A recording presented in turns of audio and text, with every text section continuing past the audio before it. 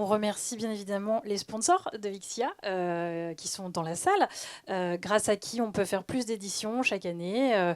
Quand nous ne sommes pas hébergés, comme ce soir, merci beaucoup H de nous héberger ici chez Patchwork et de prendre en charge le délicieux cocktail qu'on aura tout à l'heure. Mais sinon, on remercie nos super sponsors de nous accompagner. Et voilà, donc ce soir, soirée dédiée Computer Use. Comme je l'ai dit au speaker, moi cette soirée m'intéresse aussi parce qu'on a récemment automatisé les process XIA avec notre meilleur ami Claude. Par contre, il y a des trucs qui n'ont pas d'API et c'est juste de l'UI, comme vous envoyez vos emails sur le site de l'AX. Ça pourrait se faire en Computer Use, ça m'intéresse. Donc dès qu'on peut le faire, on automatisera aussi la préparation de nos emails communautaires. Voilà, sur ce, il ne me reste plus qu'à vous souhaiter une excellente soirée et passer la parole à Amir. Merci.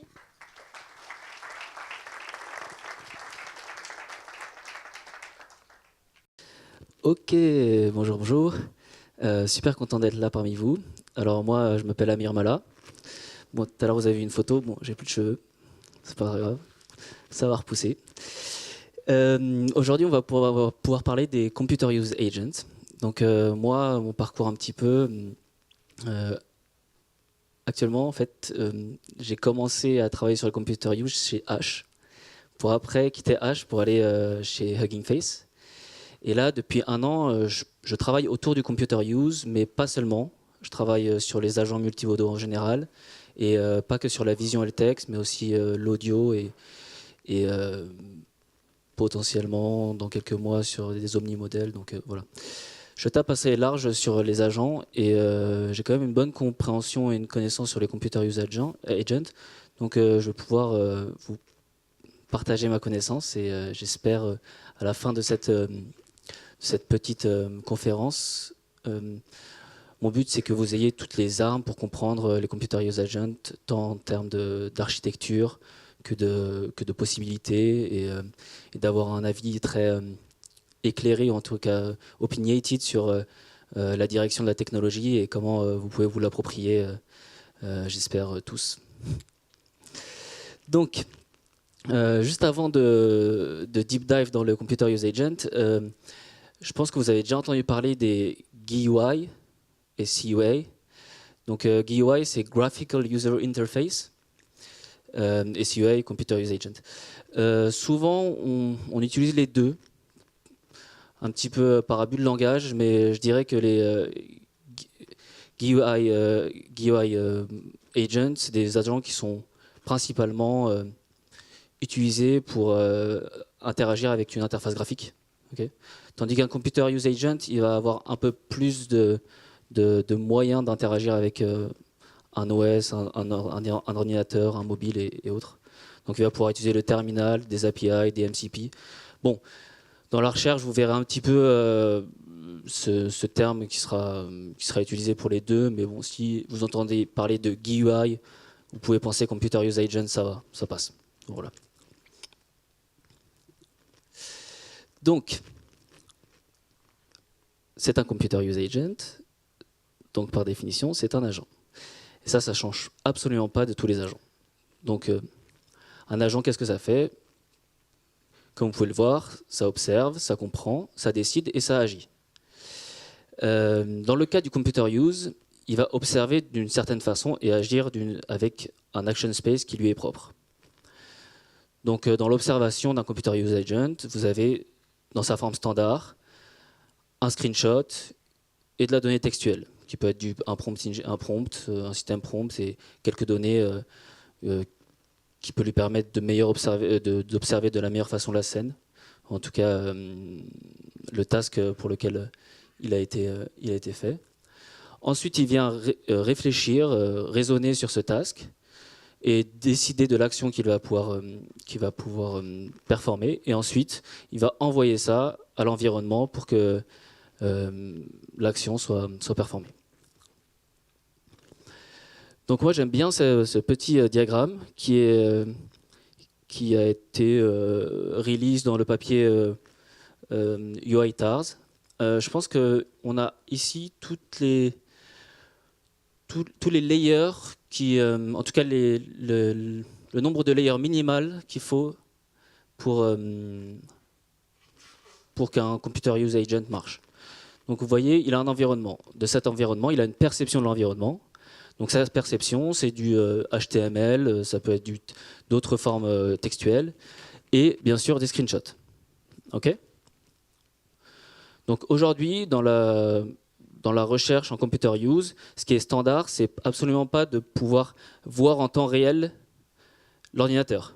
Ça va être vraiment de screenshot un moment et de choisir à partir de ce screenshot qu'est-ce qu'il va pouvoir faire. Je pense qu'on va petit à petit vers des modèles qui sont plus omnis en termes de modalités, qui vont intégrer de la vidéo, donc des frames. Donc il aura peut-être à terme une compréhension plus une meilleure contextualisation de la scène dans laquelle il performe. Donc là, on a la perception donc, de son environnement. On a aussi la mémoire des précédents épisodes, donc ce qu'il a fait juste avant, et encore avant, et encore avant. Il va raisonner par rapport à cette observation et le contexte dans lequel il est, grâce à sa mémoire, pour décider quelle action il va pouvoir performer. Les actions dans le computer use, elles sont assez spécifiques. Parce que dans le computer use, à la différence d'autres agents, on va utiliser des actions, en tout cas on va performer des actions qui sont en rapport avec l'UI. Donc ça va être click, scroll, type, et il y en a d'autres. Je vous ferai une liste à peu près exhaustive des actions que vous pouvez utiliser par rapport à une UI. Mais pas seulement. Là, dans ce cas-là, on est vraiment sur un UI Interactive Native with Native Agents. Donc, axé sur le Graphical User Interface. Mais un Computer Use Agent, il pourrait très bien avoir, en plus de ces actions, des actions type terminal, avoir accès à un terminal ou une API ou un MCP. C'est tout à fait possible. Et ça, c'est ce qui est standard aujourd'hui, je pense, quand on construit des Computer Use Agents. Donc on a ça. On a aussi la problématique de grounding. Qu'est-ce que ça veut dire? Ça veut dire interpréter par des coordonnées précises une instruction de haut niveau. Ça veut dire clique sur cet élément. Enfin, même pas clique sur cet élément, connecte-toi à mon site. Il va devoir comprendre donc, sur quel bouton appuyer et pouvoir le localiser très précisément sur un screenshot. Ça veut dire simplement output une coordonnée en 2D. Ça, c'est assez complexe comme un modèle. On va voir après que c'est absolument pas natif, en tout cas au début chez les modèles. Maintenant, ça l'est un peu plus.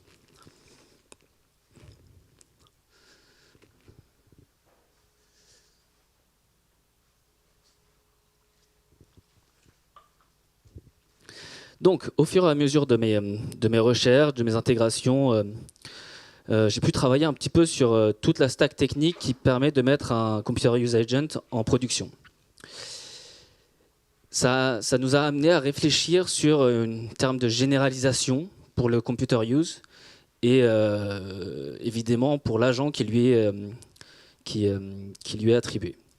Donc pour faire ça, c'est un point de vue personnel sur la chose. C'est absolument pas quelque chose que j'impose aux autres de penser, mais ça m'a permis à moi de voir le computer use comme des abstractions qu'on peut interchanger, donc utiliser dans l'optique d'utiliser toute la panoplie des technologies open source qu'on peut avoir aujourd'hui. Donc le premier layer pour moi, c'est le modèle. Donc le modèle, ça va être dans sa version standard un VLM, donc il va avoir en input de l'image et du texte, et il va output du texte. Donc c'est souvent ça qu'on utilise. Aujourd'hui, je pense qu'on va vers d'autres modalités, on en parlera après. Donc le modèle, qu'est-ce qu'il fait? Il va observer, il va réfléchir, il va output une action. Mais cette action, il la output en quoi? En texte. Il y a plusieurs façons de parser l'output d'un modèle. Et c'est là qu'intervient le deuxième layer pour moi, qui est le harness. Donc si on pense l'analogie, on pourrait penser le modèle comme le cerveau et le harness comme le corps de l'agent, quoi. Donc le harness, il va il va gérer toute la loupe, il va gérer la mémoire, il va gérer le contexte, un petit peu comme un agent. En fait, ça ne change pas de l'agent, juste dans un contexte multimodal qui est celui propre au computer use. Okay, mais pour l'instant, si on prend le modèle et le harness, ça ne change pas de n'importe quel agent. C'est la même chose. Ce qui va faire la grosse différence et ce qui va amener le modèle à se comporter de façon... qui va ouvrir des challenges toute la difficulté du Computer Use Agent, elle se situe là, elle se situe dans quel environnement, dans quel monde l'agent performe. Et ce monde, ça va donc être un environnement virtuel. Pour un Computer Use Agent, je dirais que les principaux environnements sont donc un OS, un desktop OS, un mobile, un terminal, et allez, on va le considérer comme un environnement, un browser. Je pense qu'après, avec ces 4 types d'environnements, on peut à peu près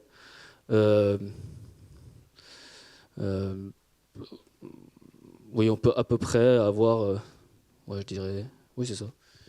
On a à peu près tous les types d'environnements qu'un Computer Use Agent peut, dans lequel il peut performer, quoi.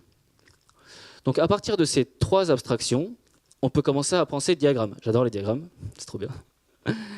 Donc voilà. Alors, c'est pas très complexe.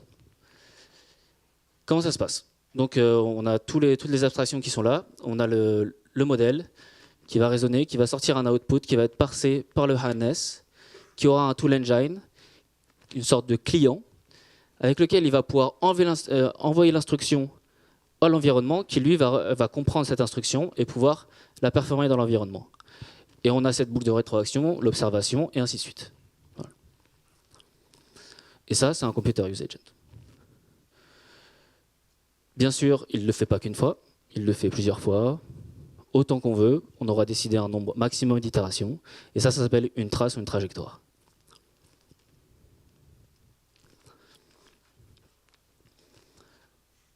Donc dans sa forme la plus simple, tu as juste un modèle, juste un tool engine qui va pouvoir envoyer l'information à l'environnement. Pour les GUI desktop, ça va être des clics, ça va être scroll, ça va être write, ainsi de suite.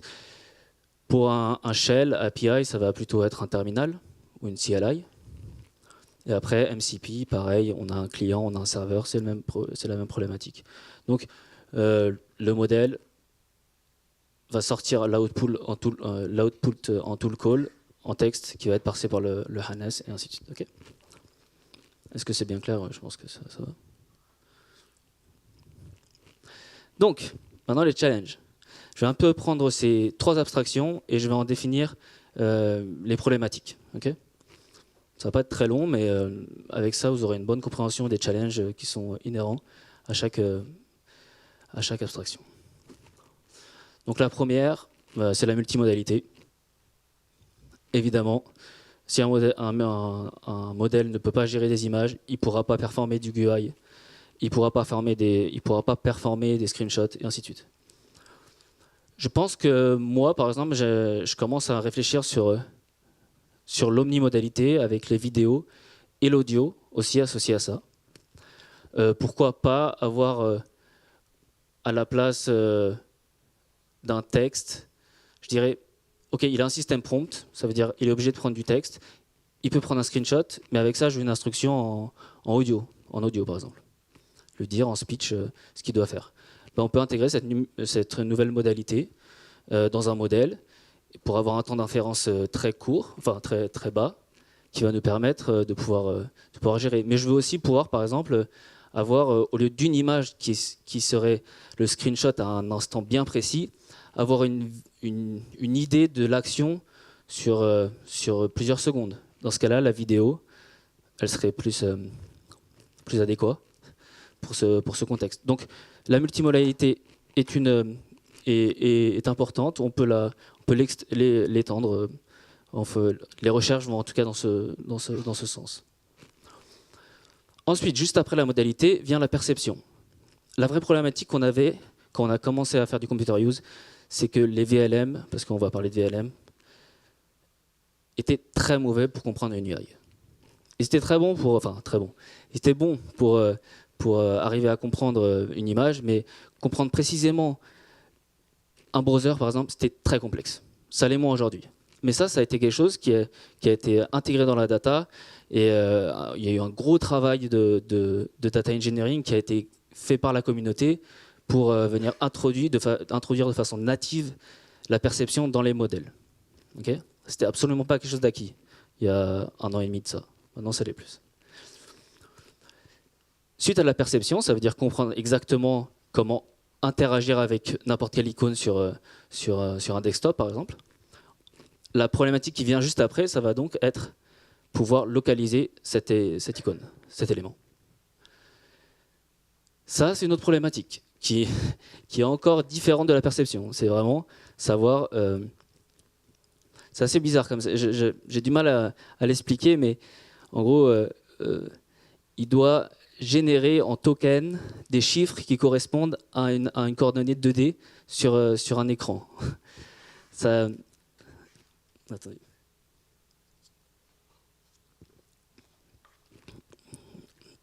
Ça n'a pas de sens d'avoir inventé ça. Mais oui, c'est comme ça que ça marche, quoi. Donc, dans son monde, il va avoir des tokens qui auront comme sens des coordonnées. Des groupes de tokens entre eux dans son monde seront batchés seront paired avec une coordonnée en 2D, quoi. C'est assez fou quand on y pense. Donc ça a été un travail de data engineering, encore une fois, et ça, j'ai pas mal bossé dessus. Enfin, ouais. Donc, alors ce qui est bien, c'est que je vous fais dans le sens from zero to expert, quoi. C'est un peu ça. Donc après ça, les agentic capabilities. C'est-à-dire, ok, il sait ce qui se passe dans l'écran. Il sait comment localiser une icône. Maintenant, il va devoir avoir de façon native la capacité de pouvoir appeler des fonctions. Il y a différentes façons d'appeler des fonctions pour un modèle, en tout cas de lui faire output des fonctions. Je pourrais rentrer plus dans les détails, mais pour l'instant, je ne vais pas rentrer dans ça. Mais en gros, on va l'entraîner à, pour un task bien précis, appeler une fonction bien précise. Et ça, c'est pareil, c'est introduit dans la data. L'instruction following, ça paraît simple, mais en gros, arriver à mapper une instruction de haut niveau sur des actions de bas niveau comme cliquer, scroller, c'est assez difficile. C'est absolument pas natif. C'est aussi un travail de data engineering. Tout ça, c'est des travaux, enfin des challenges qui ont été pris l'un après l'autre et petit à petit, les chercheurs ont réussi, ou en tout cas ont commencé à résoudre ces problématiques pour arriver à des agents qui sont plutôt performants, on verra, sur des gros tasks en termes de longueur et de la consistance sur les trajectoires, quoi. Ça aussi, c'est une problématique, et ça sera l'avant-dernière. Arriver à d'abord s'auto-évaluer, afin de corriger ses erreurs. Ça, c'est difficile, parce que très rapidement, quand on fait du computer use, on se voit rentrer dans une loupe, et on n'a pas envie que ça se passe, quoi. Et on a envie qu'il puisse... par exemple, s'il n'arrive pas 2-3 fois un captcha, bah en fait, stop, arrête-toi. Ça ne t'y arrivera pas plus, quoi. Enfin, ça ne marchera pas, quoi. Donc ça, c'est pareil. C'est pas quelque chose d'inné. Bon, c'est plus en rapport avec l'agentique que le computer use, mais ça l'est. Et puis enfin, le long context reasoning, ça veut dire pouvoir arriver à faire des longues traces de façon la plus optimisée possible. C'est toujours un travail, enfin, c'est toujours des recherches qui sont en cours, quoi. Donc voilà, c'était un petit peu long, mais si vous avez cette compréhension, vous comprenez un petit peu les problématiques d'un computer use aujourd'hui et comment on a réussi à travailler autour de ça. Je dirais que les 4 premières, on peut le gérer par du simple SFT, Supervised Fine Tuning. Les 4 dernières, parce que je prends agentique aussi, ça va plutôt des problématiques de reinforcement learning. C'est complexe, c'est difficile de dire juste avec un data point de résoudre ces problématiques, les 4 dernières là. C'est assez difficile. Peut-être la instruction following à la limite, mais là, quand on gère des grosses traces, là le RL il est vraiment arrivé au bon moment. Je pense que ça fait quoi? Ça fait même pas un an qu'on l'utilise vraiment pas mal en computer use, et pour le bien parce que ça marche bien. Mais H va vous en parler de la meilleure façon juste après. Donc voilà, pour faire vite fait un tour des top modèles aujourd'hui, je dirais bravo à H qui ont fait un super travail. Je vous montrerai après les benchmarks. Kimi aussi, le cas 2.6 qui est mortel. Les Qwen qui ont toujours été vraiment top sur ça. Et puis bien sûr les propriétaires de l'autre côté, Claude, GPT et Gemini, qui sont aussi SOTA sur ces problématiques. Je parlerai des benchmarks après, donc je vais pas aller en plus de, je vais pas vous, comment dire. On verra ensuite comment voir, comment les choisir. Donc après, pour les harness care responsabilité, c'est un peu plus, je dirais, standard ça. Bien sûr, la multimodalité, très important. Ensuite, l'agent loop, c'est lui qui va gérer. Donc, toutes les itérations, observation, output du modèle, push dans l'environnement, observation, output, c'est lui qui va gérer. Donc, c'est à lui de venir gérer le contexte, la memory, tout ce qui va avec. La tool execution, ça c'est très important. Donc comment il va arriver à traduire l'output du modèle vers une API qui soit du pur code. C'est-à-dire, il va, par exemple, imaginons le modèle, on va lui dire comme vocabulaire, il peut utiliser, comme vocabulaire, comme format, ça va être celui d'une fonction Python. Ah bah, il va venir parser le nom de la fonction, les arguments qui sont avec, pour pouvoir le traduire programmatiquement et envoyer ça à l'environnement. Donc ça fait partie du harness, c'est son job. Bien sûr, tout le contexte pour qui est la DB des users, tous les connecteurs et ainsi de suite. C'est lui qui va gérer le prompt engineering. Et c'est lui qui va bridge vers l'environnement. Donc, il a l'API de l'environnement, l'API client de l'environnement qui fera tourner une API serveur pour le coup. Okay. Et bon, c'est un travail partagé entre le modèle et le harness, tout ce qui est erreur, tout ce qui est problème d'erreur. Je dirais que du côté modèle, on va plutôt gérer les problèmes du coup dans la décision, dans le choix des décisions, tandis que le harness il va plutôt gérer tout ce qui est problème de connexion et ainsi de suite. Ça paraît assez évident, hein, mais une grosse problématique dans l'agent, c'est la vitesse à laquelle vous envoyez l'information à l'environnement, quoi. Parce que si l'environnement il est absolument inconsistant, s'il n'est pas stable, ce qui va se passer, c'est que votre agent ne sera pas stable du tout, quoi. Il performe dans un environnement. Donc si ça marche pas, votre agent, c'est à la poubelle, quoi. Il sera absolument pas performant, quoi. Ça, c'est côté harness. Les grandes technologies, alors j'en ai cité quelques-unes, hein. Il y en a beaucoup plus. Small Agents, parce que j'ai travaillé dessus et j'adore cette librairie. LangGraph, Crew AI, OpenAI et PI. Celui-là, c'est le seul qui est un agent CLI dans les autres. Ce que je vois arriver aujourd'hui, j'en parlerai juste à la fin, c'est les librairies, en tout cas, les frameworks qui deviennent de plus en plus CLI.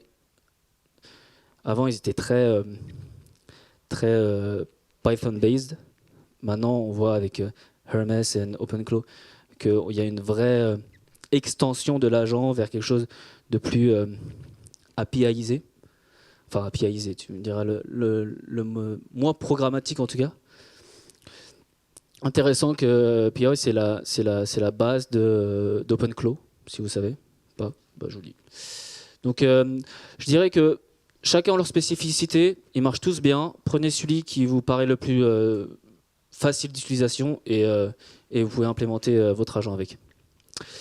Et enfin, l'environnement. Donc, les QA targets. Donc, ça va être comme je vous disais au début, desktop OS, mobile, browser and shell. Je pense qu'avec ça, on a déjà couvert 90% des problématiques, 15% allez, des problématiques. Après, je me disais peut-être le jeu vidéo, mais bon, j'ai pas trop vu de papier, j'ai pas trop digué dans les papiers de recherche qui traitaient de ça, mais ça pourrait être intéressant de voir. Ouais. Juste des world models, bon. Alors, high availability and consistency, super important. S'il n'y a rien de plus rageant quand vous créez votre agent que juste l'environnement ne réponde pas, qu'il soit HS. Ça fout le seum parce que vous êtes là, vous avez fait votre agent avec le meilleur modèle, le meilleur harness, vous avez travaillé comme des fous, ça marchait très bien avec l'environnement, et puis là, en fait, l'autre provider d'environnement down, et là, vous êtes là, on peut rien faire, quoi. Et très souvent, on a besoin d'un agent par environnement, donc on est un peu coincé, quoi. On a besoin vraiment d'avoir une grosse... c'est peut-être l'abstraction qui est la moins travaillée, en tout cas par la recherche, par les chercheurs, parce que c'est plus un travail peut-être de DevOps, de SRE. Mais en fait, c'est aussi important de design un environnement que de design un modèle, quoi. Parce que l'environnement, c'est les possibilités dans lesquelles votre agent, je dirais, c'est le monde dans lequel votre agent est. Donc, si votre environnement est limité, votre agent l'est par défaut. Scalability, super important. Un agent est égal à un environnement très souvent. Quand on a un desktop, on ne peut pas se permettre d'avoir deux personnes connectées au même browser. Ils vont faire deux actions, ça va casser, c'est mort. Donc il va contenir l'API serveur du client qui existe dans votre agent.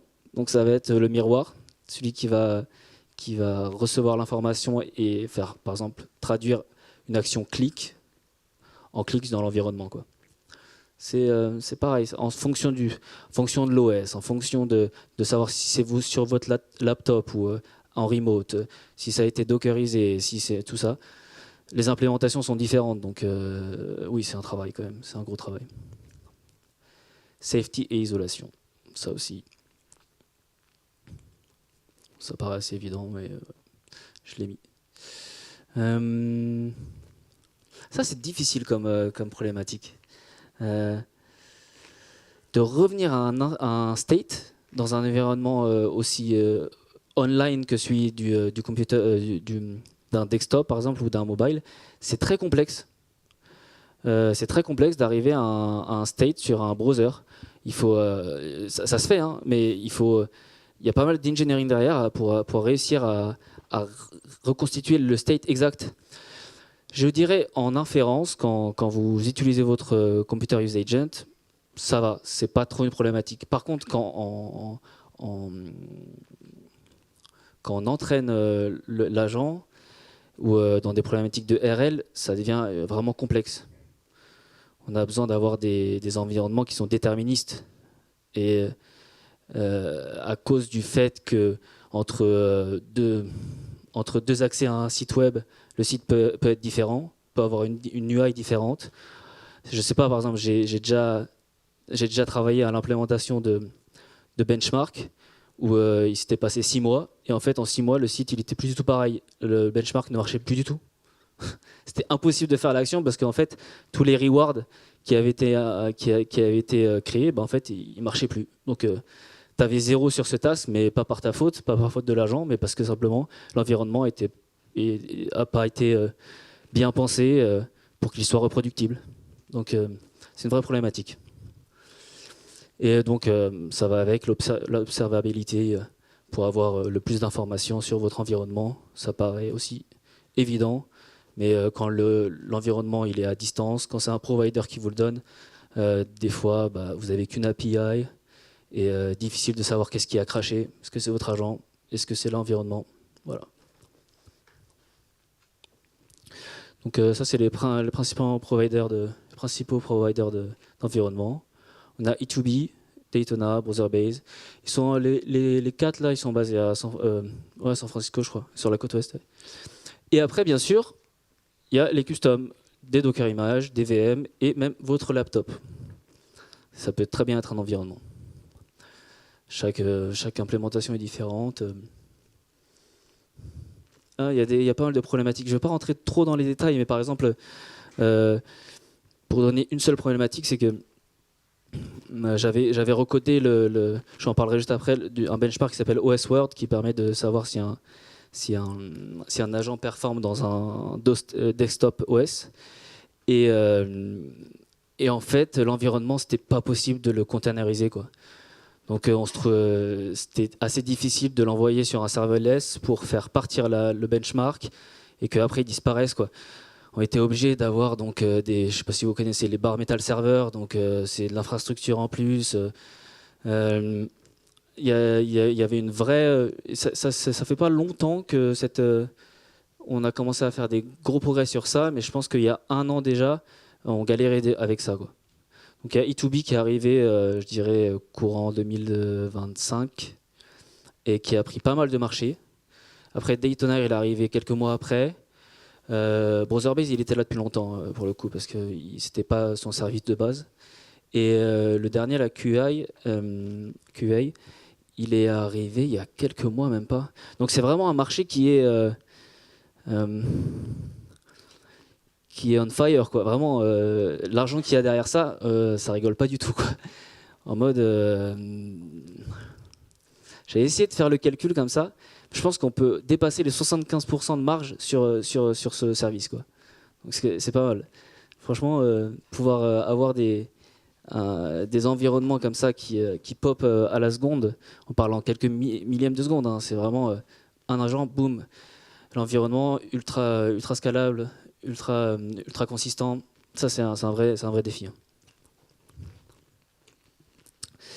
Et voilà, pour finir, on va faire un petit tour sur les benchmarks. J'ai choisi ces 6 benchmarks pour une raison très claire, c'est qu'ils couvrent, c'est pas une liste exhaustive des benchmarks, mais ils couvrent à peu près tous les environnements dont je vous ai parlé.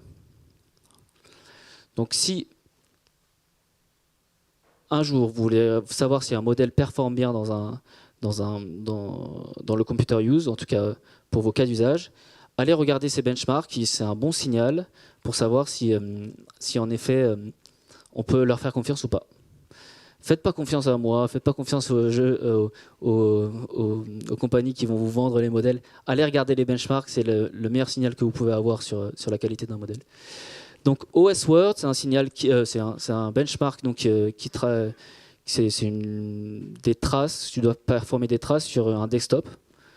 Web Arena, c'est que du web browsing, enfin vous savez lire, et ainsi de suite. Et pour vous donner un petit exemple, je vais vous montrer ça.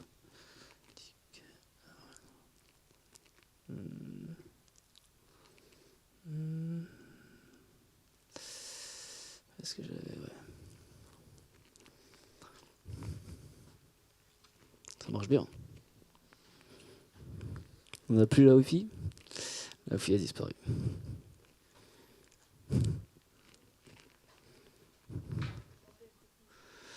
Ouais. Alors, mais peut-être que. Bon, bah. On passera. Eh. Non, je sais pas. Attends. Je regarde.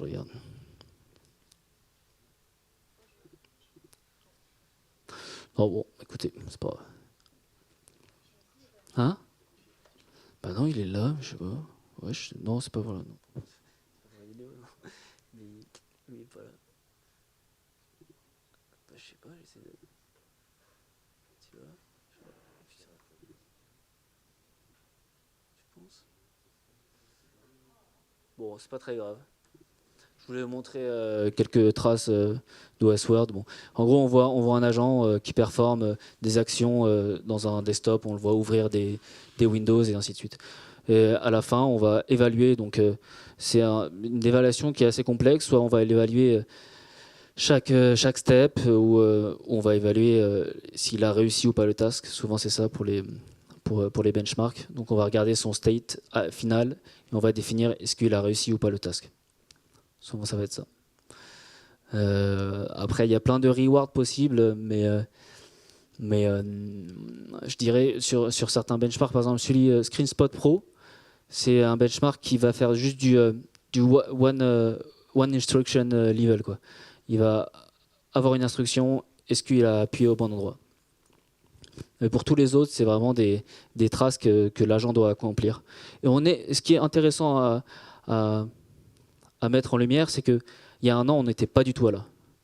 On était vraiment à savoir si l'agent déjà il comprend son UI, quoi. On était à benchmarker l'agent chaque step. Est-ce que le step 1 il a réussi? Est-ce que le step 2 il a réussi? Le step 3? Aujourd'hui, on est quand même à benchmarker des traces complètes, des agents qui peuvent aussi se comporter de façon différente, mais l'important c'est d'avoir un résultat sur lequel déterministe sur lequel se baser, quoi. Et ça, c'était absolument pas gagné il y a même pas un an, donc ça avance assez vite, quoi.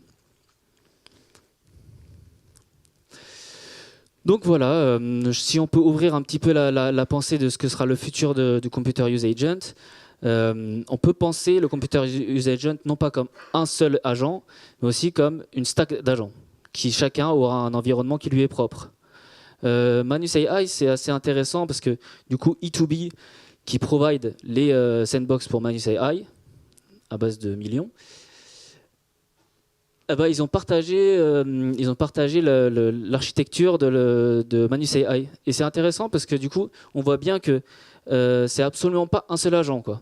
On a vraiment un travail d'engineering, de pure software engineering pour pouvoir gérer du multi-agentique, qui donc chacun gère son environnement. Par exemple, un web agent qui va avoir le browsing n'aura pas besoin d'avoir des tools qui vont gérer les files et inversement. Et ça, c'est intéressant de le souligner. Le Computer Use Agent, il peut avoir plusieurs réalités. Et vous pouvez créer ces différentes réalités qu'à partir du moment où vous en comprenez les limites et les challenges, quoi. On en est là. Et ça, j'aime bien le souligner. Je pense qu'aujourd'hui, on arrive à une singularité dans l'agentique où ce qu'on définissait comme agent très verticalisé, très segmenté jusqu'à maintenant, ça va devenir petit à petit une des capacités parmi tant d'autres pour un agent. Et OpenClaw et Hermes Agent l'ont très bien démontré par le fait qu'ils sont complètement agnostiques de votre use case. Vous pouvez connecter n'importe quelle technologie avec ces agents. Et je pense que l'avenir de l'agentique, en tout cas l'avenir du Computer Use Agent, va vers une capacité parmi tant d'autres. Et ça change complètement le paradigme. Ça change aussi comment... ça ouvre la porte à énormément de choses, en fait. Comment arriver à faire comprendre la problématique Computer Use de façon complètement agnostique de la technologie que vous utilisez. Donc ça ouvre énormément de portes de compréhension et de recherche sur ce qui va se passer par la suite, quoi. Non, c'est assez passionnant là, ce qui se passe en agentique sur ces agents. Je vous conseille, si vous ne connaissez pas, je pense que vous connaissez OpenClaw, mais Hermes Agent, c'est vraiment impressionnant. Et c'est open source, hein. Je vous le conseille fortement. Voilà. Si on pouvait résumer du coup les challenges aujourd'hui du Computer Use, après tout ce que vous avez appris là, sur cette dernière demi-heure, je dirais que ouais, Coordinate Accuracy, le grounding, c'est quelque chose qui commence à être résolu, mais on peut toujours s'améliorer sur ça. Je pense surtout à, par exemple, très souvent, un modèle et processe une seule résolution. Par exemple, il va gérer absolument que du, 200 sur 400, quoi. Le multi-resolution, c'est assez complexe. C'est pas un truc natif. Donc ça, c'est un truc qui peut être intéressant, qui est un travail, du coup, pour n'importe quelle taille d'image, arriver à définir précisément un élément sur l'image. Enfin, à localiser précisément un élément sur l'image. Efficiency, on peut toujours s'améliorer. L'optimal path pour réussir à faire une action dans un environnement computer use, c'est très complexe. Error recovery, ça c'est simple, ça se comprend assez simplement. Sandboxing, j'en ai parlé. L'isolation et la consistance des environnements, c'est une problématique sur laquelle on est. Et la safety, j'en ai pas beaucoup parlé, mais la modalité Vision, elle inclut d'autres problématiques de safety, du style on peut avoir une instruction qui est sous la forme d'une image, quoi, tout simplement, sur un browser. Un truc, par exemple, un truc que j'avais vu sur un papier de recherche qui était assez évident, mais en fait, on voyait une page web et en fait, à la place d'une pub, il y avait écrit cliquez ici pour accepter les cookies. En fait, le modèle a souvent été entraîné à cliquer sur accepter ou pas les cookies. Donc il va voir ça. Nous, on ne cliquerait jamais dessus parce qu'en fait, on voit très bien que dans le contexte de l'image, en fait, il ne faut pas cliquer dessus, c'est un scam. Mais l'agent, il peut très bien aller cliquer sur ça pensant que c'est simplement, en effet, pour enlever le pop-up des cookies, quoi. Donc voilà, c'est un exemple parmi tant d'autres, mais la prompt injection à travers une image, c'est tout à fait possible. C'est une problématique vous imaginez sur l'étendue du web, ce genre de problématique peut arriver. Les credentials aussi, comment on arrive à avoir de la privacy avec vos credentials sur une application web, c'est pas facile. Il faut que le modèle il puisse pas avoir vos credentials, mais en même temps les utiliser. C'est une problématique. Bon, il y en a plein d'autres que ça soulève, mais voilà. Si je devais résumer les challenges aujourd'hui, je dirais voilà. On pourrait les réduire à ces 5, quoi. Et voilà.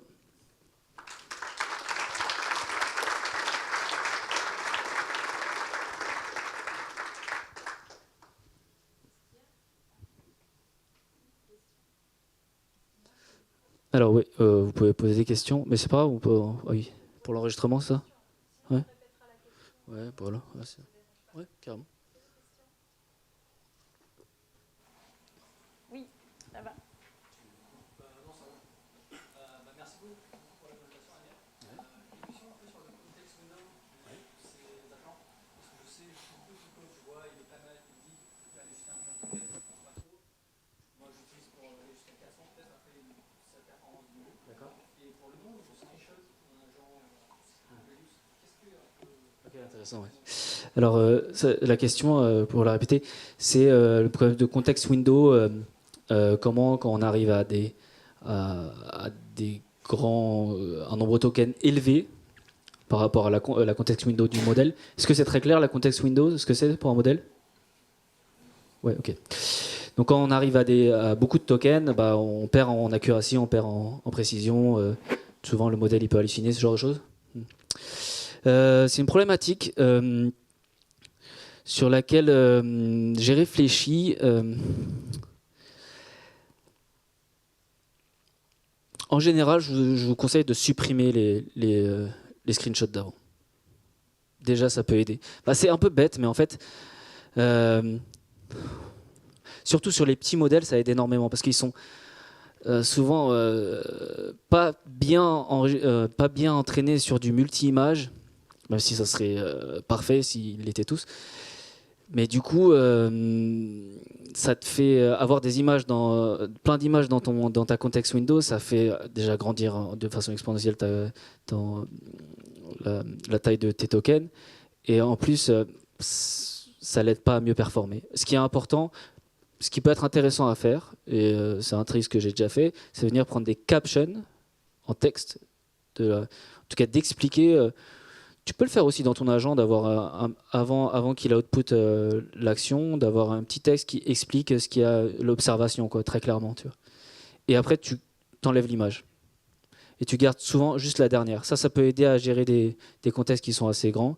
Et puis, à un moment, pense à faire comme font les agents modernes, faire de la compression de chat, quoi. On vient réduire à fond. Est-ce que c'est des problématiques Ça répond un petit peu à tes problématiques. Je pense que ouais, le trick de enlever les images précédentes, je pense que ça marchera bien. Ouais, même pas. Ouais, les descriptions. Alors, ce qui est marrant, c'est que des fois, en fait, l'agent comprend bien par rapport aux actions qu'il a output. Donc, des fois, t'as même pas besoin de te prendre la tête. Ça marche un petit peu comme par magie. Mais ouais. Bon, après, je j'ai pas la vérité. Hein. Moi, j'ai toujours appris en faisant. Donc, quand j'ai mis les mains dedans, j'ai mon agent qui explosait. Donc, j'ai fait, ouais, bon, là, il a trop de tokens. Il va falloir que j'en supprime. Ouais, voilà. D'autres questions?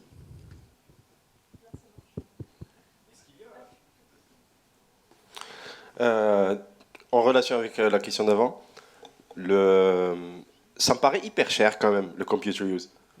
Est-ce que ce serait pas une phase transitoire vers un autre type de web où on devrait avoir une sorte de protocole commun et enfin comme on voit avec Google etc qui a lancé enfin qui change le web et quelle est votre approche à long terme là-dessus? Mm. C'est une très bonne question et en fait, par extension, c'est la question de l'utilité des computer use dans l'écosystème. Tu veux la version market ou si la version sales, c'est oui, ça va changer le monde. Tous les use cases où il n'y aura pas d'API, vous pourrez utiliser notre computer use agent et sans celui-là, sans cette solution, vous n'aurez rien pu faire.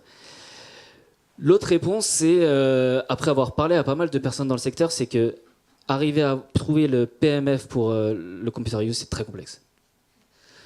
C'est très complexe parce que déjà le marché n'est pas prêt à ça et que l'écosystème va très très rapidement vers une sorte d'API généralisée où on aura des technologies qui seront directement utilisables à partir d'une API qui sera exposée. Et si on réfléchit à l'avènement très récent des skills, ouais, je pense que ça,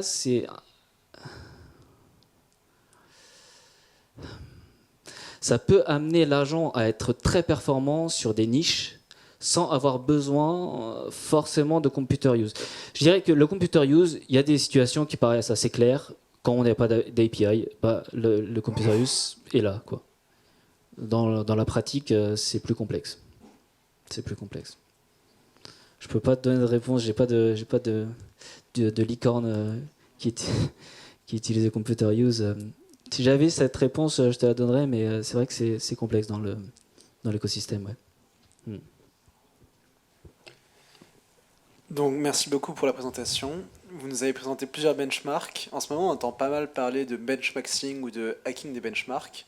Ouais. Là, il y a au maximum 800 tâches, je crois, dans le plus gros benchmark. Est-ce qu'on est protégé un peu de ce benchmarking ou aussi est-ce qu'il faudrait d'autres benchmarks pour voir un peu la suite? Si, pour juste avoir les mêmes définitions que tu dis, benchmarking, c'est par exemple des entreprises qui vont performer très bien sur des benchmarks et en fait qui n'a pas de rapport à la réalité des use cases, c'est ça?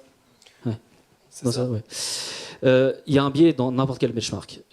Si tu me présentes demain un benchmark qui représente l'entièreté des cas d'usage d'utilisateurs, je te dirais que tu mens. C'est pas possible en fait. Donc il y a forcément un biais qu'on doit accepter. La meilleure façon d'accepter ce biais, c'est déjà de pas développer le benchmark en interne, d'utiliser des benchmarks qui sont développés par des labs, qui sont respectés par l'écosystème. Mais bien sûr que si on reprend là, les 800 tasks, alors ce que je vous ai pas dit, c'est que là, il y a écrit par exemple OSER 369 tasks. Pour l'avoir implémenté, il n'y en a que 320 qui marchent. J'ai 40 ou un petit peu plus, mais alors c'est vraiment l'enfer. Bien sûr qu'en 309 tasks, c'est intéressant de vous montrer. J'ai pas accès à Internet ici, non, c'est pas grave. En gros, dans les tasks, tu as plein d'applications qui sont définies. Et par exemple, comme c'est un Linux, tu n'as que des applications qui sont open source. Donc, tu n'as aucune représentation des applications propriétaires dans ce benchmark. On considère qu'il arrive à généraliser sur les problématiques propriétaires, enfin sur les softwares propriétaires, quoi. On considère ça, mais c'est absolument pas.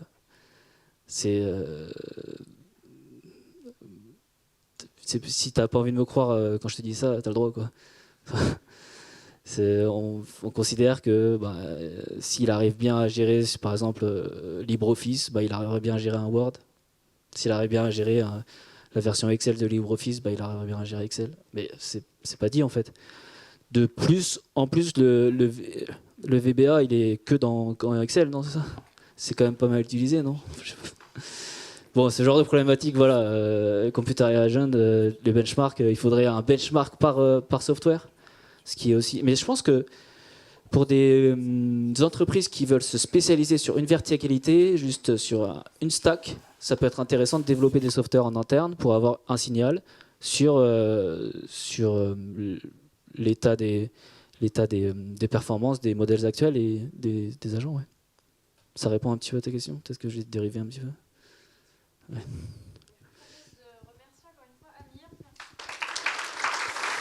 Merci beaucoup.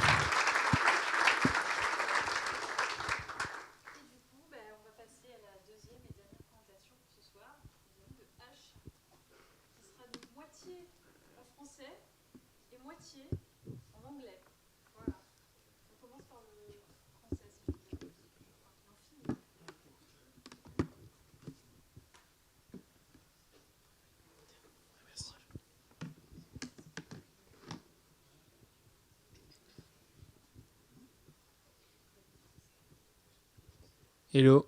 Ça marche. Bonjour. Je vais vous présenter. Merci Amir déjà d'avoir introduit les agents Computer Use. On va continuer à en parler. En particulier, comment on entraîne des modèles spécialisés aussi dans le Computer Use. Donc juste pour me présenter rapidement, moi je suis de la promotion X 2016, j'ai rejoint H il y a un an et je travaille principalement sur les sujets de harness, d'agents, d'évaluation aussi et de post-training plus récemment. Et Alej qui va ensuite parler plus de la pipeline RL, travaille plus donc du coup sur la stack RL en particulier. Alors, pour présenter H Company, donc c'est un research lab qui est spécialisé donc dans la création de modèles, et en particulier pour les modèles agentiques qui déploient des agents aussi. Et on est de l'ordre de 80 employés, dont à peu près la moitié ingénieurs-chercheurs. Et donc, on développe également des produits B2C et Enterprise qu'on va discuter après. Donc, dans la présentation, on va aborder 3 points. La première partie, c'est la partie Computer Use Model et Agent, comment ça marche, etc. Comment on les évalue, comment on les améliore. Puis après, on va détailler on va parler du RL Pipeline. On va rentrer un peu sur des techniques qu'on utilise à H pour les agents Computer Use et aussi qui sont un peu scalables. En fait, notre stack elle est scalable à d'autres types d'agents, pas forcément Computer Use. Et enfin, parler des différents produits agentiques qui reposent, des exemples de produits agentiques qu'on a chez H qui reposent sur le Computer Use. Alors, je vais parler d'abord je vais revenir un peu rapidement parce que Amir en a parlé, de la structure d'un harness simple. Donc en fait, on a une tâche qui est définie par le user et après on a un système de loop avec un harness qui va observer des actions grâce à son environnement. Ici, ça va être un driver, par exemple un browser, un mobile ou un desktop, et qui va faire revenir du coup des screenshots à l'agent. Et l'agent, en fonction de ces screenshots, va prendre des décisions, va prendre des actions. À la fin, ça va être soit une réponse ou des outputs qui vont être générés à l'issue.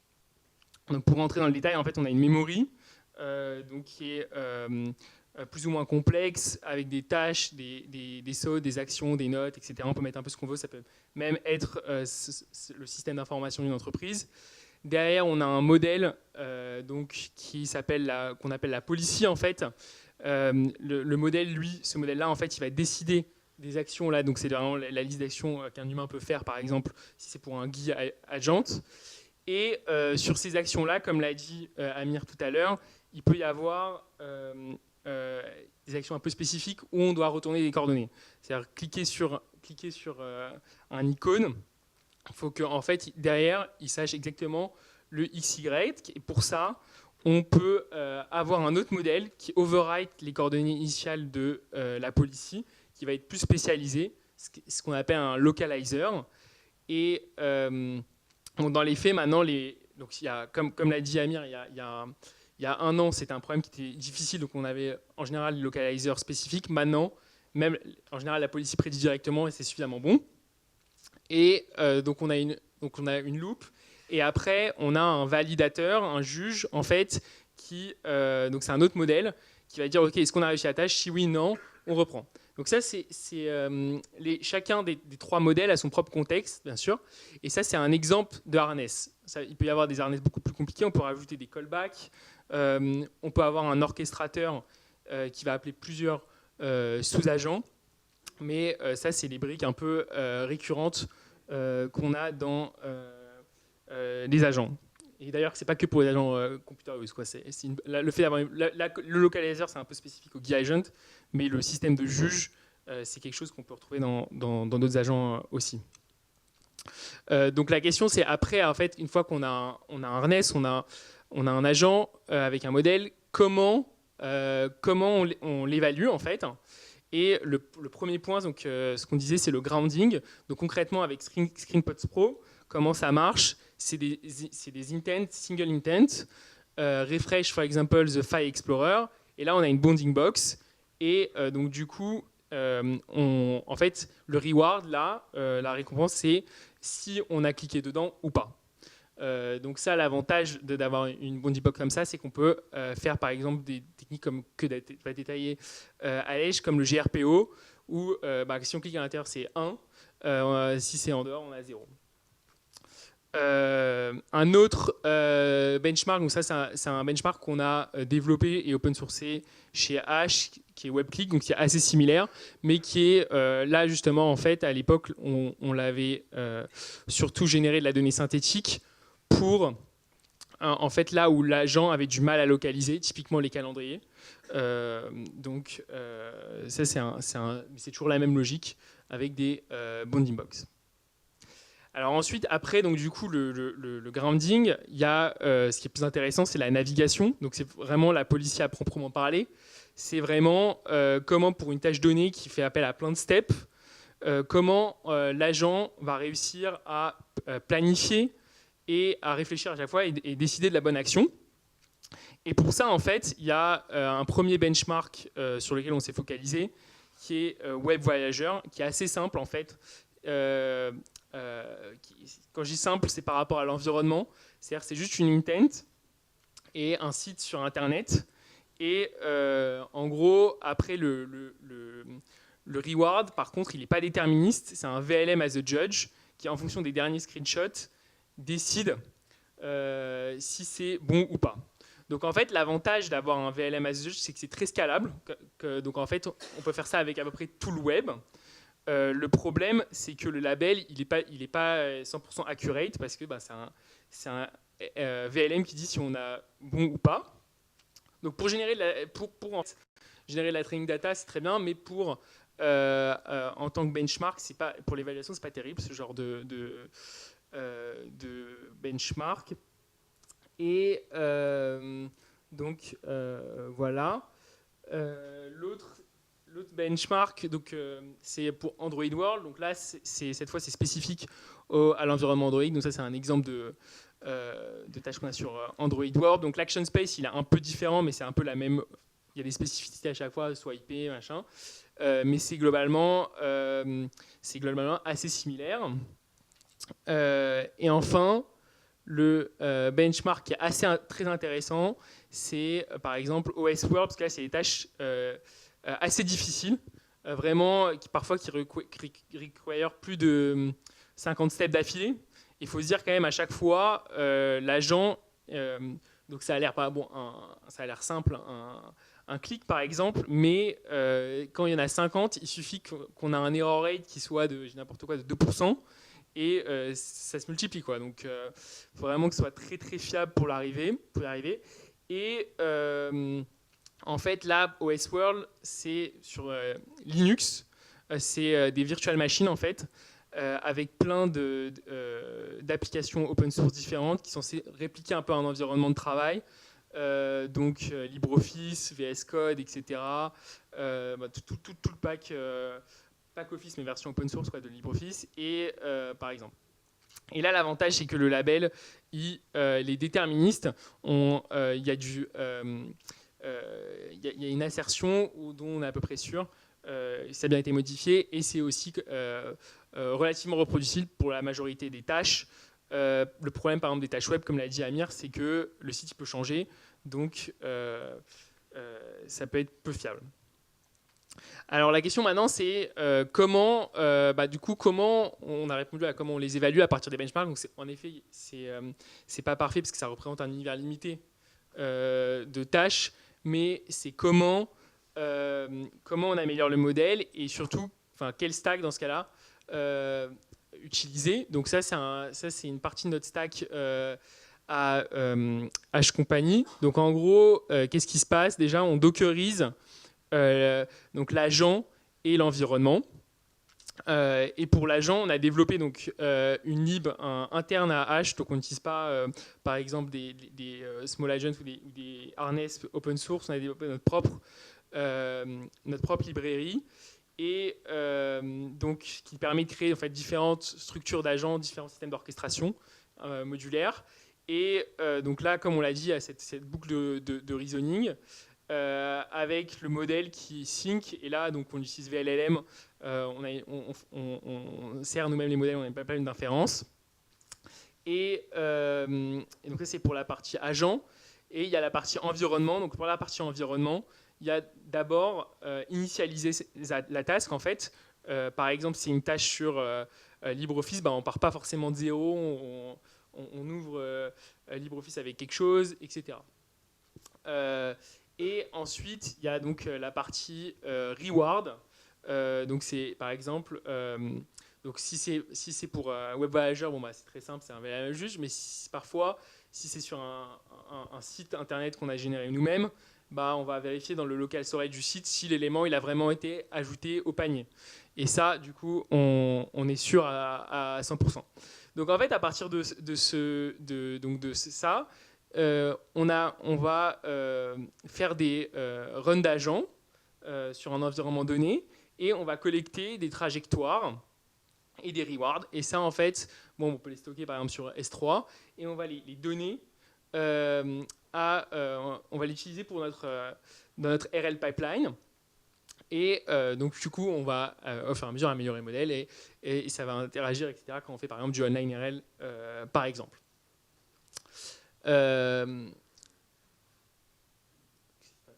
Voilà. Donc le second point, c'est comment on améliore toujours les modèles. C'est en fait, c'est en générant de la donnée synthétique surtout.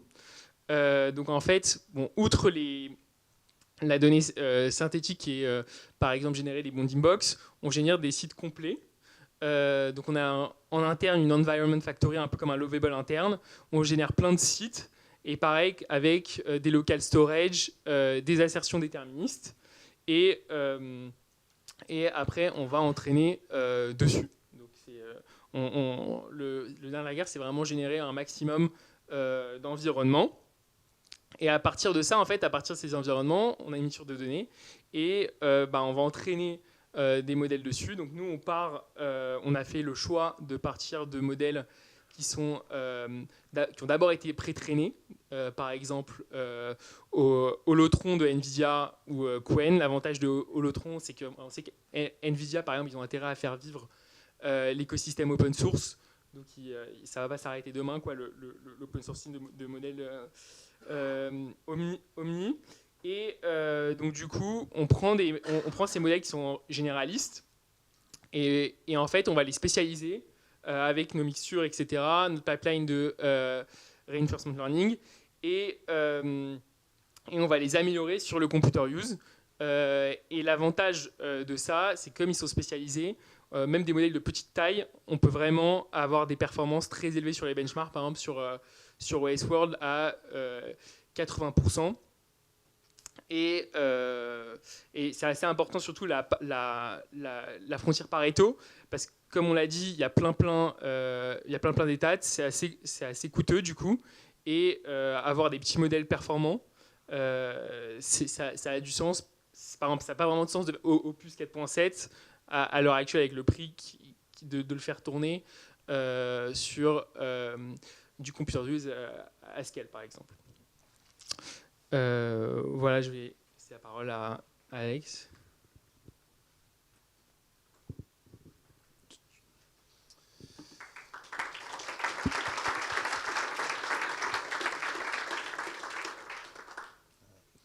Okay, so I'm switching to English. I cannot speak French, and I, even worse, cannot understand it. So I can only hope that what I'm going to talk about follows from the previous presentations.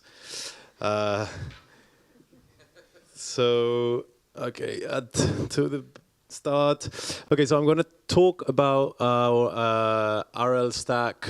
Okay, first of all, I also work at H, like Excel. I work in the RL team.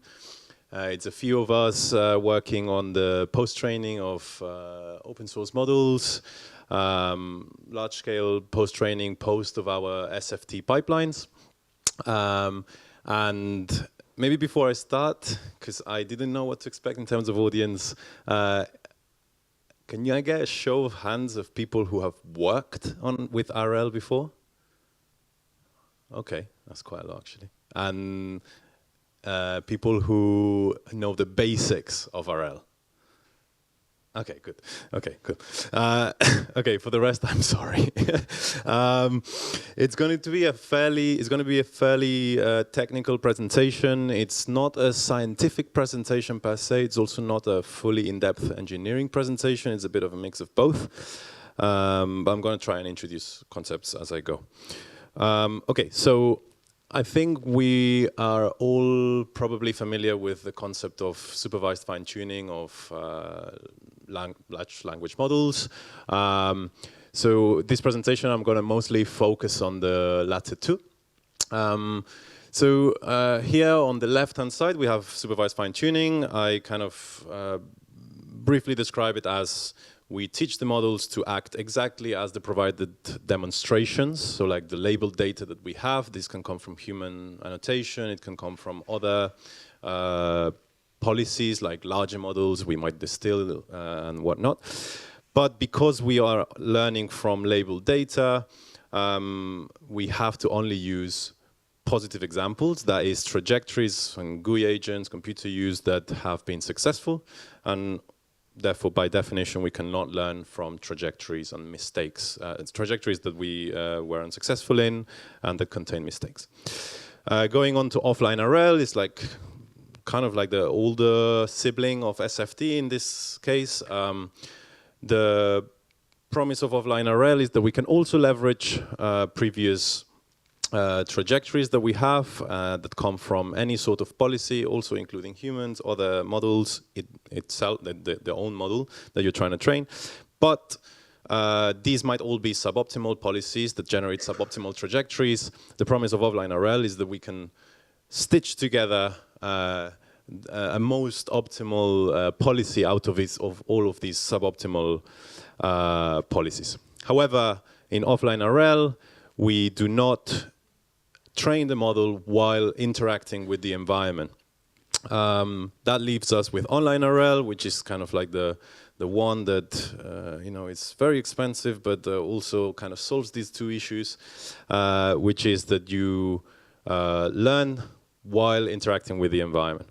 Now, a key difference between SFT and offline and online RL is that in SFT, you provide exactly the trajectories and the steps and exactly what tokens to produce at any given moment. In offline and online RL, instead, you learn from a much sparser signal, which is a reward signal. So instead of giving exactly what to do, you just let the model do stuff and then tell it it's okay or it's not okay. Okay, so that yields me to the first maybe most accessible pipeline that we have when it comes to RL, and that is single-step reinforcement learning for skills. So I'm going to make a differentiation here between skills and navigation. I think Axel and Amir have also done the same thing, right? So localization here is what you guys described, like said as grounding. It goes by many names: phrase grounding, localization, blah blah blah. So this is one of many skills that you might want in your baked into your model. Other skills that you might want are things like optical character recognition, visual question answering, vectorization, but localization is kind of like the one. So here I'm describing GRPO for localization. So again, the task was already introduced. The task is given a screenshot and a natural language instruction, output some coordinates. The instruction here can be a description of an element in the screen, like here, for example, you can see this subscribe button. And you might describe it as the subscribe button, or you might describe it as functionally, like what will make me receive emails from this newsletter forward. It doesn't matter, it just has to be some sort of instruction that relates to a specific part of the image. And here, the idea of this stage of training is to leverage sort of online RL for in which, I don't know if everyone is familiar with GRPO, but it's essentially one of the latest techniques in online RL, and specifically a policy grading algorithm for language models, in which we allow the model in a way to try many different times. So for example, here you might let the model try to localize this subscribe button, for example, 8 times, and then you reward the one that got it right, and you penalize the ones that got it wrong. So here, the challenges that we face and the decisions that we have to make in order to make this pipeline useful and get the most positive delta out of it are things around reward design. So how do you most effectively reward the agent when it gets it sort of right, not necessarily perfect. So for example, you might imagine that you will only reward it when it gets it right, but maybe you might want to reward it a bit, a bit more when it gets it there than when it gets it there, and more than when it gets it there, right? So that's all the things around reward shaping and design. Other things are like, do we use reasoning or do we not? What happens when the agent never gets it right or always gets it right? Like, what can we learn from those? And lastly, there's quite a lot of focus on algorithm design when we talk about RL and whatnot, but data is still king. Actually, mixture tuning and how you sample your data is still providing the most delta when it comes to these pipelines. So just keep this in mind when we talk about algorithms, when we talk and whatnot. Which data you fit to the algorithm is equally or more important. Okay, going away from skills and going into the task of navigation. So navigation, again, is the most difficult part of computer use agents. Computer use agents are, I would say, is one of the most technically difficult challenges that is trying to be solved today in ML. The reason for that is, as you guys said before, it's multi-turn, long horizon, and problem that has to reason and act over screenshots. So, and where like errors can compound really easily over time. The environments are very stochastic. And each rollout then ends up being basically like a sequence of reasoning, action, and observation tuples. So for navigation, first we talk about offline RL.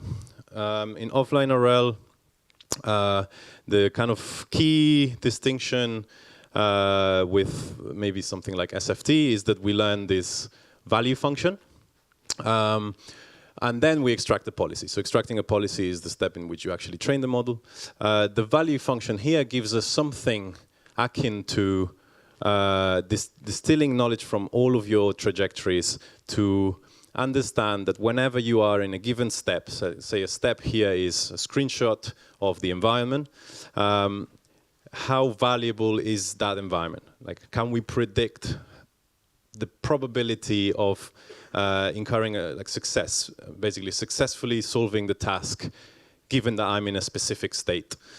And then for our specific instantiation of this pipeline, how we pose it is we want to extract, as I said before, more optimal policies. Policy here being the name we give to the model that makes the ultimate decision. So how to extract more optimal policies from a set of suboptimal trajectories that are self-sampled. If you do this, as you can see in this diagram, maybe I should use the cursor, but this is the initial agent. It could be random. They tend to be pre-trained and they tend to have some basic capabilities. We can release these agents on a bunch of different tasks, hundreds of thousands of times on real environments, operating systems, the live internet, Android emulators, etc. So hundreds of thousands of times, we get hundreds of thousands of trajectories. We then train a value function. This value function, as I said, tells you for any given one of these tuples of state and action, it gives you how useful it might be. And then we compute an advantage, which is kind of a similar metric as to what the value is, but for the action itself. And then we extract the policy by doing some sort of what AWR means is advantage-weighted regression, which is essentially adapting the SFT process to give more weight or less weight depending on the value. And then we now have a new policy, so a new model that is better, hopefully. And then we can repeat this step.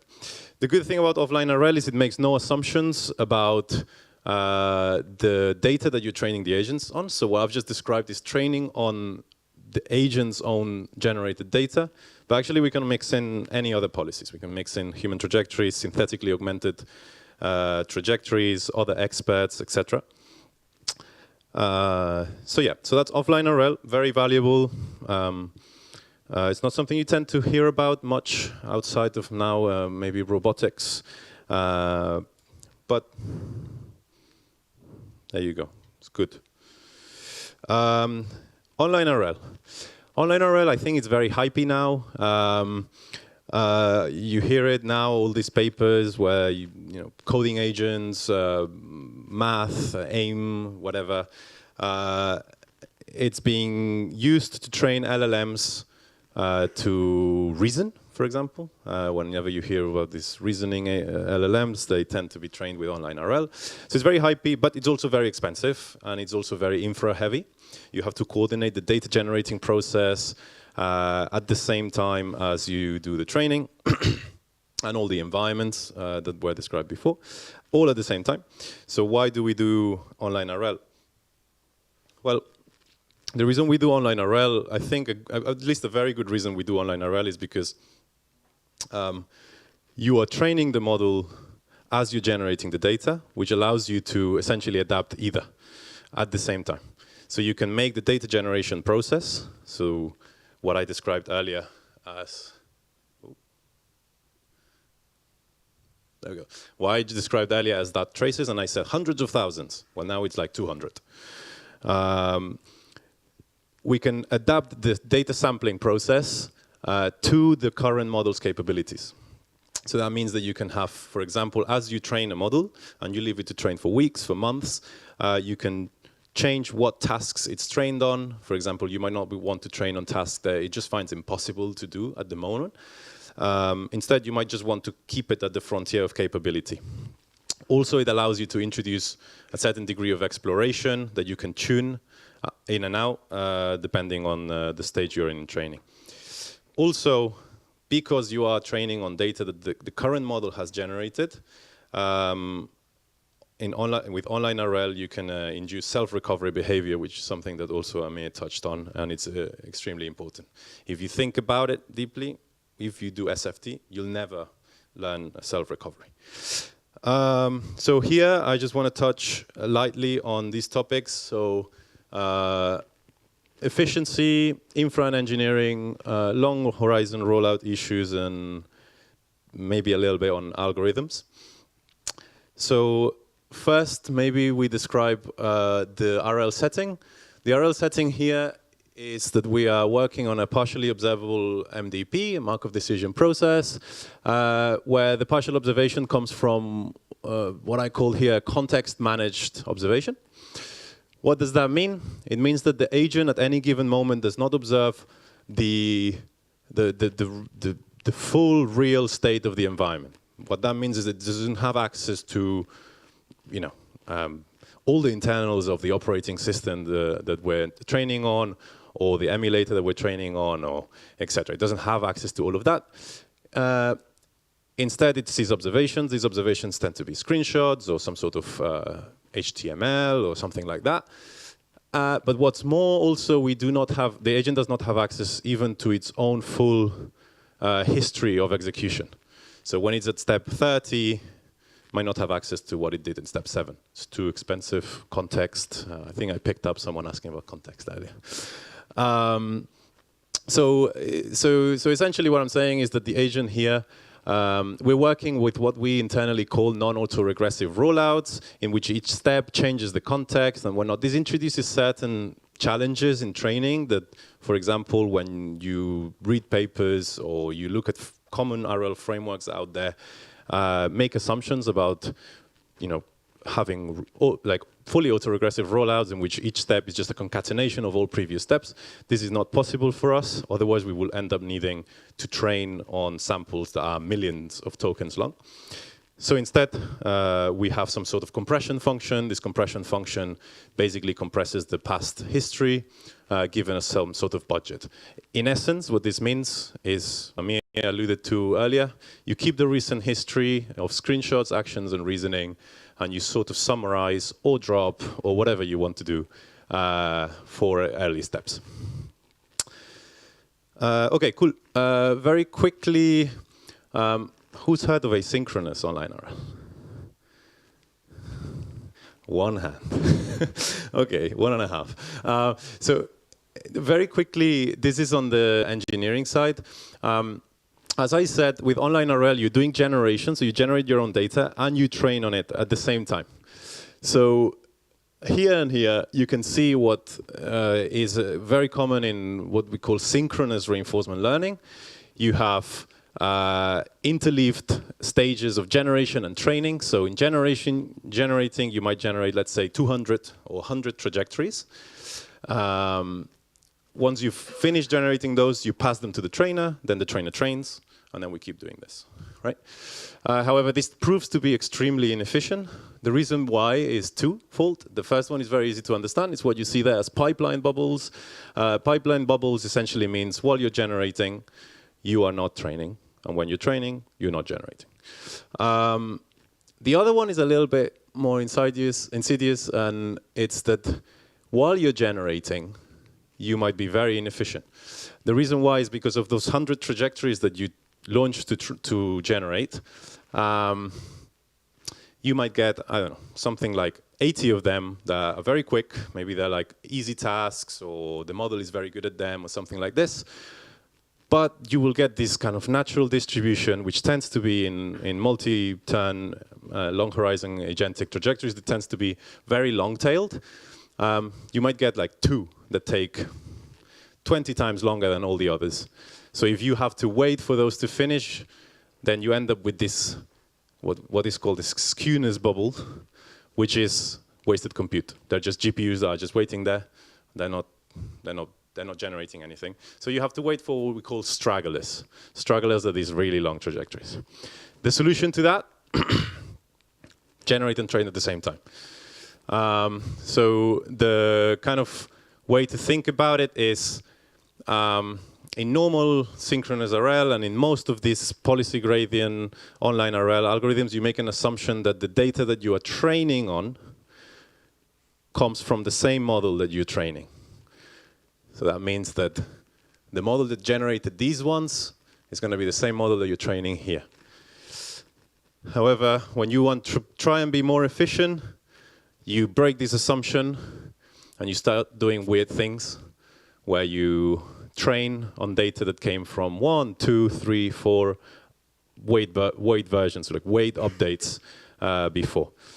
So this basically induces some sort of, you're trying to increase your efficiency, use your GPUs more efficiently, however, you're trading off algorithmic correctness. The mathematical underpinnings of policy gradient algorithms assume what's called on-policiness, which means that you are training on policy. Okay, cool. So this is a very quick system architecture of what we have at H. For asynchronous RL, we have the trainer and we have the rollouter. The trainer is essentially all of our infrastructure for training. It contains training backend engines for distributed training. So things like fully sharded data parallel, expert parallel, context parallel. And then it also holds the target policy, the critic, sometimes a reference policy. And obviously it also contains the RL loss and the optimizer. And on the right-hand side, we have the rollouter, which contains, it's basically the stuff that Amir and Excel talked about. So the agent orchestrator, so it handles the agent runtime. The environment orchestration handles the lifecycle management of the environments and handing requests to different environments from the agent.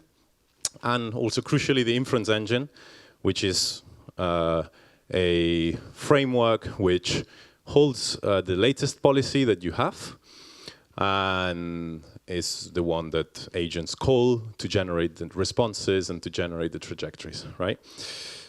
We use VLLM. We actually use an in-house version that's customized and improved over the VLLM, which is the most used inference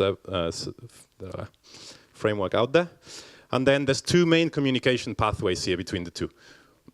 One is passing on, obviously, trajectories that have been rolled out by the rollouter. So these are full trajectories passed onto the trainer. We use object storage, cloud object storage as a middleman. And then the other one is weight synchronization. And this is, if you remember here, these arrows here.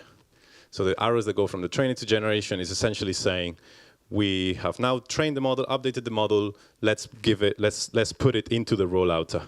And we use advanced techniques of weight synchronization to try and make that as quick as possible. Just to kind of finish on the last two topics, the first one is inference for RL. Inference for RL is key. When you do reinforcement learning, especially online reinforcement learning, inference, so generating the trajectories, is the most expensive step. The reason for that is when you do inference, when you ask a model to do inference, you have to do two main steps. One is called prefill, and the other one is called decoding. Prefill is very fast, essentially grabbing the context, the prompt that you give the model, and filling in like some KV cache and whatnot. Basically, a forward pass can be fully parallelized. Decoding is autoregressive. It's essentially a for loop. It's very slow. So generating is very slow. And because we have to generate so much, especially in GRPO, where we have to get like many samples in a group, actually inference ends up being 60 to 80% of all wall clock time and all resources. Therefore, we might want to make that faster. But again, there's no free lunch. If you want to try and make inference faster, you're going to get algorithmic, but you're sacrificing algorithmic correctness. Other things, and we can go quick over this, is a big thing in the field is this topic of training inference mismatch. And if you try and search for what training inference mismatch is, you will find now quite a lot of resources. But essentially, because you want to stay on policy, you also want your engine, so VLLM and whatever engine you're using to train, like FSDP, Megatron, whatever, to kind of match numerically. You want to make sure that if you give the same prompt, the same tokens, you're going to get the same outputs from both engines. So here in H we found a ton of them. Usually what you'll see on the internet, you will be like tokenization drift, you'll see MOE routing, whatnot. This is a more comprehensive list. So there you go, if you're interested. But it's essentially that. It's like data integrity. You can find, like, we found tons of bugs in Hugging Face, in VLLM, in open source RL frameworks that mean that the data doesn't match and it kills our runs. Cool. And then weight sync at the bottom is what I meant. So at large model scales, we train models from 4 billion up to 400 billion, and we want to train like trillion models. Those are massive, massive models. They contain literally billions of parameters, trillions of parameters. Each of these is a 32-bit float, so you can do the maths. But it's transferring that over standard data transfer protocols can take up to 20 minutes, an hour. It's not possible. Like every training step is a few minutes, so you don't want to be bottlenecked by that.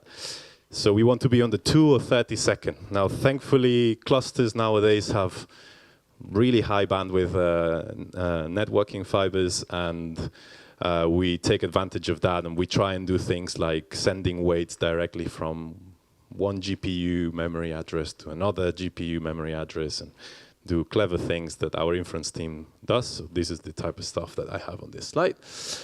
And finally, about data, this is the last slide. Two things. So we all know where the signal comes from for SFT. But where does the signal come from in RL? So two main things, right? Like the data generation, so generating the rollouts, getting your agents to generate rollouts. And the other one is verification, or like the reward.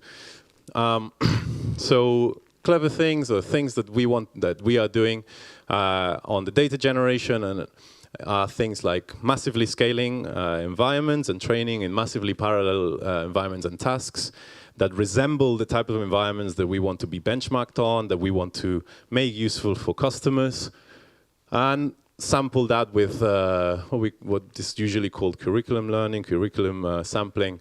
So for us, that means sampling at the frontier of capabilities, as I said earlier. Other things that we can do is adapt the task generation and the agent harness life to the current model. So we can do that in online RL really flexibly because of this coupling between data generation and training. We can introduce exploration and whatnot. So there I just said online RL unlocks this loop because it's so flexible.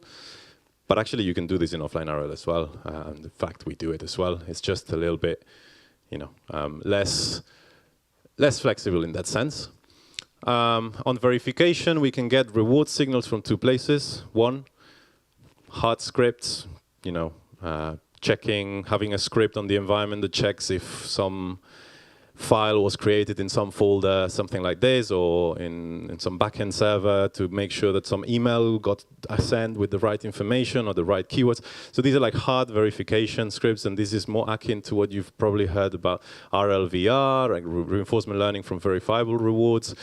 But then there might be tasks that are hard to verify, and for that we use things like reward models or rubric-based VLM judges. So these are like we either got lazy and we didn't create the hard verification scripts, or they're just very difficult to create. And instead, you should get some Oracle model or some reward model that tells you, yes, this was done correctly or not. And open, I would like to post that maybe the verifier itself should be learned alongside the agent. The verifying task is a task in itself. Like right now, we are learning very static way of verifying, but maybe verifying should be its own agentic task, and then we can. I pose that in a couple of years, we'll be in the realm of kind of multi-agent reinforcement learning and having every part of this whole loop being trained at the same time and whatnot. Cool, that's the end of my presentation.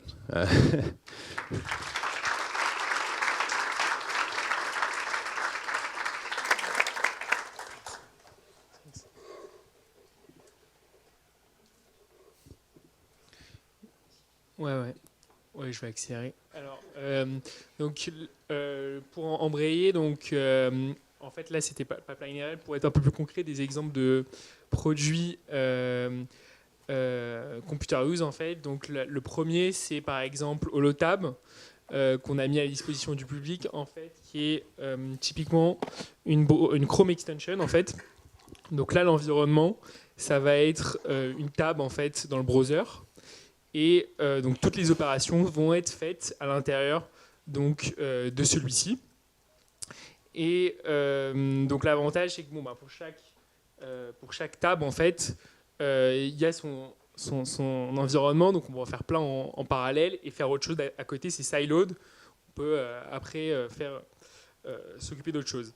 Donc ça, c'est un exemple de tâches qu'on voit à la série de clics, etc. avec les sautes de l'agent, donc par exemple pour une tâche qui est de booker un restaurant, etc.